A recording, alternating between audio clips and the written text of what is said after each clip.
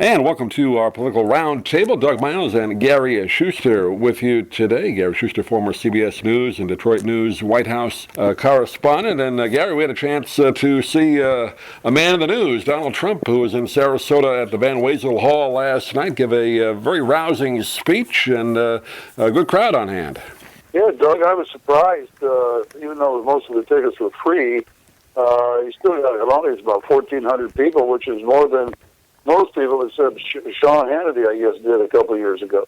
Yeah, you got the Sarasota Republican Club Statesman of the Year Award. Actually, the second time he's been given that. He kind of joked about it, that he didn't expect to win it to so close together. I think he won in 2012, but Joe Gruters, who's the chairman of the Sarasota Republican Club, said he's a man in the news and wanted to bring him back, and got an even better crowd than he did 3 years ago.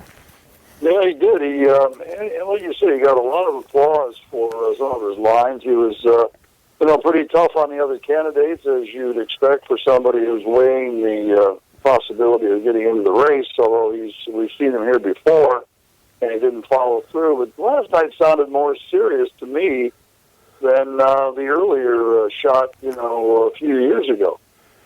Yeah, we've been hearing him since, 8, 12 years now, three or four election cycles that, he'd throw his hat in the ring briefly and then not really follow through on it. This time, it sounds like he's seriously considering it. He's got exploratory committees, he said, in different states. And the way he talked last night, he almost slipped and said, I'm going to do it. Remember, somebody in the crowd yelled out, "Run, Don," and he said, "I will." And then he kind of backtracked a little bit. Exactly. The thing is, like you say, he's thrown his head in the ring before, but his head's never been in it. Right. This time I think his head might be in the hat. I had some questions, though, just, thinking about it afterwards. He didn't talk about any money raising, any fundraising, any. They had last night. I guess it was a $1,500 meet and greet with him, shake hands, get your picture taken. But the money went to the Sarasota Republicans, not to Trump. He doesn't need the money, I suspect. One of his lines last night was that he has buildings worth more than Mitt Romney. That's right. Which is probably the case, but. I wonder how many of the people, the Koches and, the others who, are they going to get behind a guy like this? Do they want somebody who is as jazzy as he is on the scene, in so many places out there as, a presidential candidate? He gives him another stature in deal-making and a number of other things. I don't know. I'd be surprised to see a lot of support from the big leagues, but maybe so.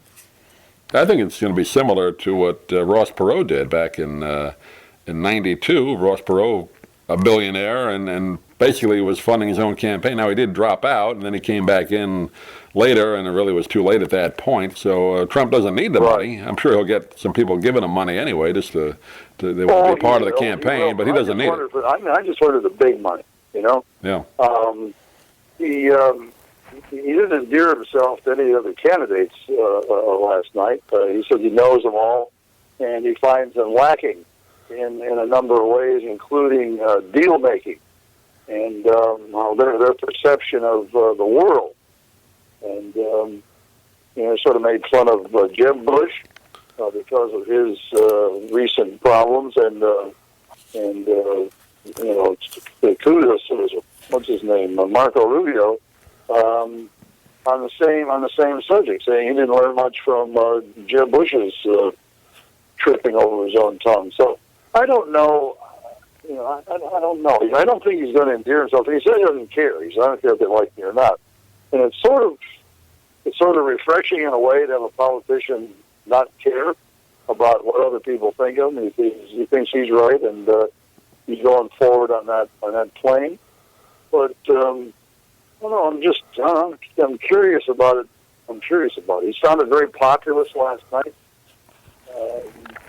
Just some things that make me wonder how serious he really is. I was a little surprised. You mentioned, he criticized, fellow Republicans. Marco Rubio, who's very popular, particularly in this part of the state. for saying, he wasn't quite, answering the questions properly on immigration and all that. And then, of course, Jeb Bush, he even mentioned, I know he's popular down here, he's a friend of his, but he went after him a little bit. Carly Fiorina, he went after her kind of hard. Same. Yeah, the same. Exactly. But he didn't pull any punches, and the crowd seemed to like it. Hot crowd there. They got into it. It was like throwing red meat to the lions.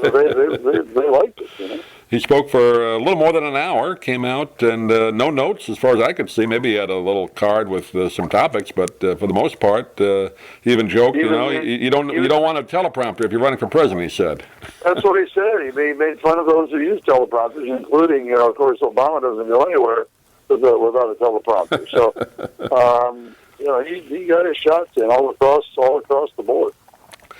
Well, you and I kind of talked a little bit last night afterward. I still think, even if he says, he's going to run initially, I think eventually he'll say, for the sake of my family, and I don't think he wants to give up his financials, which you have to do when you run. I think ultimately he won't. I'd like to see it, but I don't think he will. What do you think? I'm with you. I don't think he will when it gets down to it, but he said last night something I heard him say.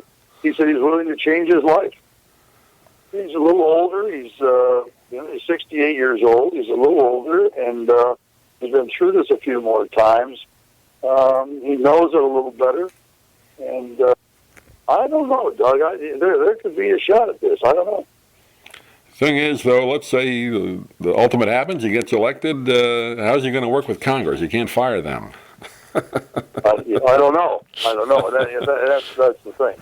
There's a lot of things that just didn't measure up on the bigger scheme of the thing, but we'll see. You got to take one thing at a time here. First of all, he's got to run and be serious about it. As he said, he's done well in the straw polls in New Hampshire and other places. So, people know the name. He's got a well-known name, and he sort of was almost a give him hell Harry Truman kind of thing last night. Didn't care. Well, we'll keep an eye on it. The first Republican debate, I believe, is scheduled for sometime in August. So we'll keep an eye on that, see how many people are invited to it. And I'm sure Trump, if he makes a decision in June, as he says he will, it'll be interesting. And you and I will have a lot to talk about. You bet, Doug. Gary Schuster, thanks for joining us. Thank you for listening to this edition of Political Roundtable.